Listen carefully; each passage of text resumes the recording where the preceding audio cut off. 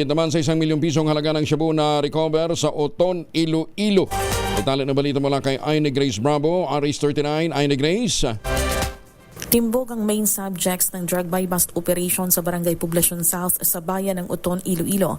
Kinilala ang mga subjects kina alias Wild at alias Ariel, pawang mga residente rin ng nasabing bayan. Parehong naklasify ang dalawa na high-value individual drug personality. Din na kay Prince alias Ryan, ang street-level drug personality na kasama ng dalawang main subjects ng ikinasang operasyon ng Provincial Drug Enforcement Unit ng Iloilo Police Provincial Office. Ayon kay Police Major Dudge de Lima, ang head ng PDEU, 3 buwan na minanmanan ang mga main subjects bago inoperate. Na-recover ang 1.8 million pesos na halaga ng shabu.